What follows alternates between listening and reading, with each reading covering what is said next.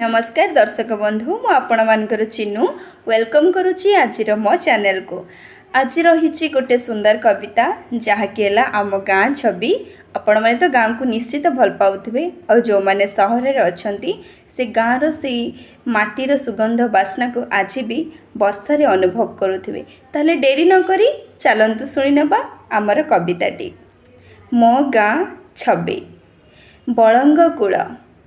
बळंग cool ता तटा माड़ श्याम प्रांतर गगन नील मन मनिए मोही मो गाँर बेणा पड़िया देखिनी आउ कहीं खरा दिनिया संज संजुआ।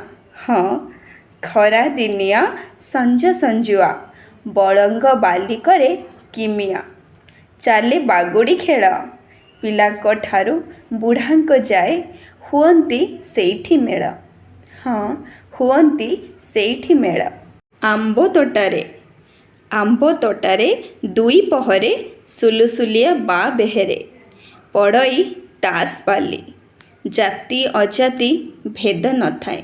हाँ जाति अजाति भेद न थाए मन सभी दियंती मेली मन सभी दियंती मेली। बैशाख मास बेढ़ा कीर्तन घर दुआरे पुष्प चंदन। हाँ बैशाख मास बेढ़ा कीर्तन घर दुआरे पुष्प चंदन शंख फुंके जेजेमा हरि बोलर मूर्छना साथे नाचंती कीर्तनिया। कुआर पुनेई से कुआर पुनेई रूपिली राती कुमार कुमारी हुअंती साथी मिलित कंठ संगीत जीवन साथे आसोई बही करे मन प्रफुल्लित। हाँ करे मन प्रफुल्लित। मार्गशीर मास गुरुबासर झोटी आंकई माँ मोहर शुभु थाए शंख स्वन निदरु उठई देखई झोटी कुरुली उठई मन मो गाँ छवि बदली जाए सहरमुखी मनीष जी हुए गाँ हुए निछाटिया सपन हुए से काल छवि कवितांके जहा मेघर मिदुरित से मेघ को केबे आखि आगे भासी उठे भसा बादल। सतरे गाँर से घास पड़िया पानी आउ पोल नई ए सबुरे जेतिकी मजा सहर रे आउ सेबु मजा पाइबा बहुत कष्टकर।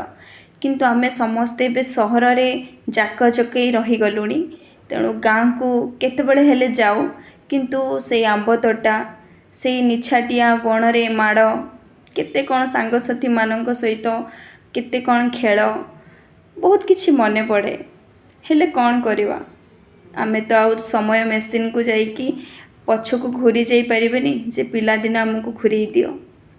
किंतु गाँर से सुख गाँर से जो संपर्क आज सहर रे मिलेनी तेणु कुहा जाए ना एबे गाँ भी आस्ते आस्ते बदलवाक लगिलानी।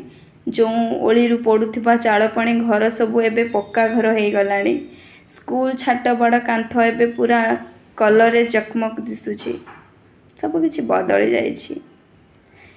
ठीक अछि समय सुअरे समस्ते आगो को बढ़िबा उचित किंतु निजर भिटामाटी को भूली जबाटा जमा भी उचित नुह। जदि मो कविताटी भल लागि थाए लाइक शेयर सब्सक्राइब निहाती करिवे आउ कमेंट रे जणेबे आम गाँर छविटी केमिति लागिला। निहाती भल लागिथिबो फिर भी आपण माने कमेंट रे जणाई देबे। रहिली धन्यवाद।